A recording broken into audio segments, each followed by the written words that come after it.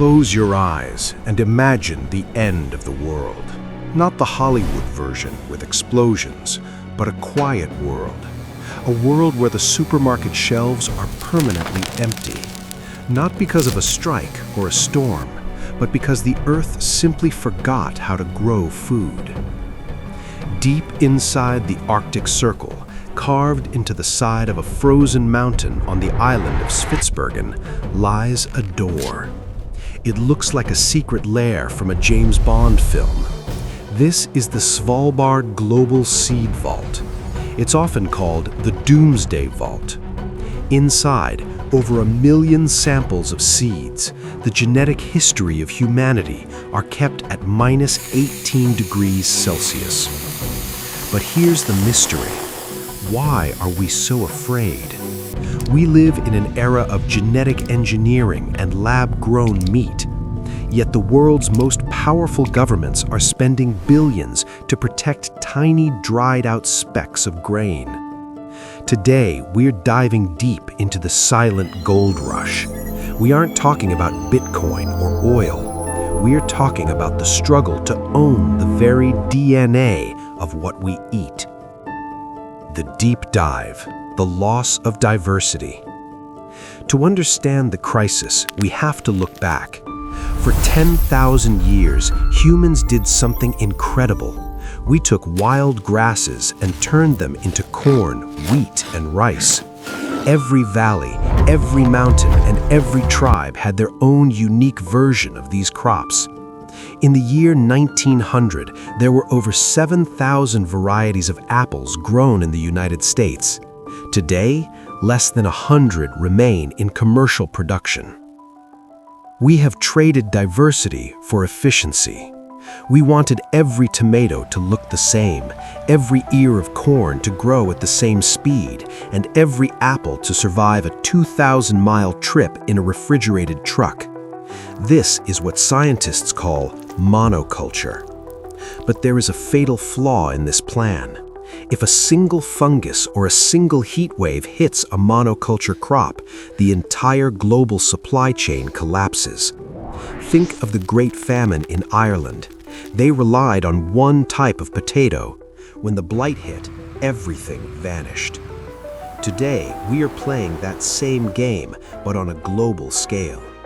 The Green Revolution of the 1960s saved billions from hunger, but it also wiped out thousands of ancient seed varieties.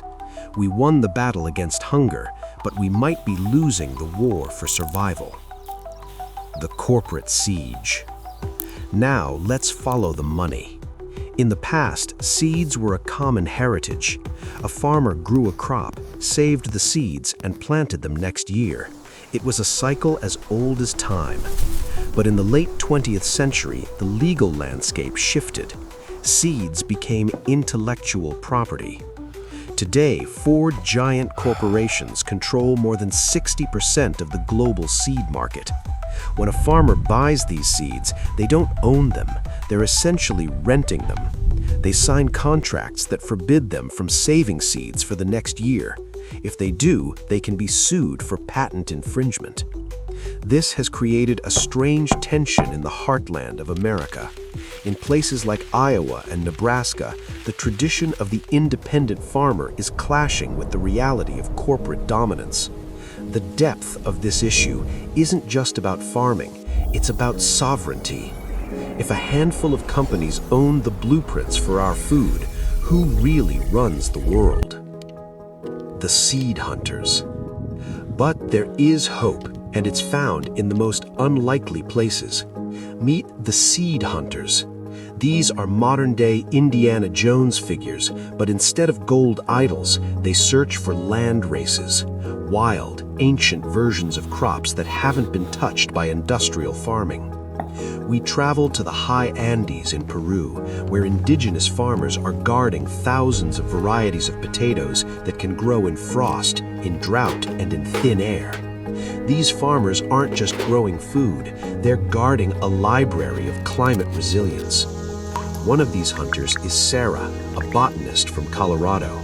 She spends her summers hiking through the ruins of old homesteads in the Appalachians.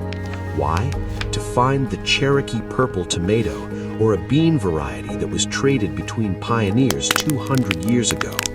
These seeds contain extinct traits, resistance to pests that don't exist yet, or the ability to grow without artificial fertilizers. Sarah says, a seed is a time capsule. It tells us how the weather was a century ago. If we lose the seed, we lose the map to our future. Why it matters to you. You might be sitting in a coffee shop in New York or a suburb in California, thinking, I'm not a farmer, why does this matter to me? It matters because our food system is a house of cards. Climate change is moving faster than our industrial seeds can adapt. The heat waves in the Midwest and the droughts in California are proving that our high-tech crops are fragile. The diversity we are losing is our insurance policy. When we lose a variety of wheat that can survive a 110-degree summer, we're burning a page out of the book of human survival. We're entering an era where food security will be the ultimate form of national security. The next great war won't be fought over borders. It will be fought over the ability to feed a population in a changing climate. The power in your hands. So, where do we go from here?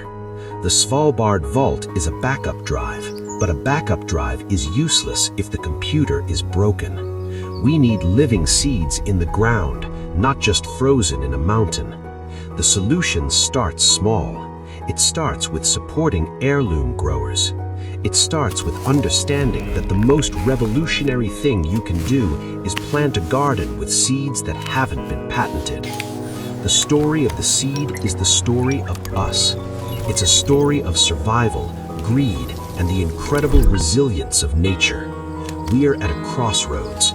We can continue down the path of the monoculture, or we can embrace the beautiful, messy diversity that kept our ancestors alive for millennia. The next time you eat a piece of bread or bite into an apple, ask yourself, who owns this? And more importantly, will it be here for our children? The vault in the Arctic is waiting, but the real work is happening in the soil beneath our feet.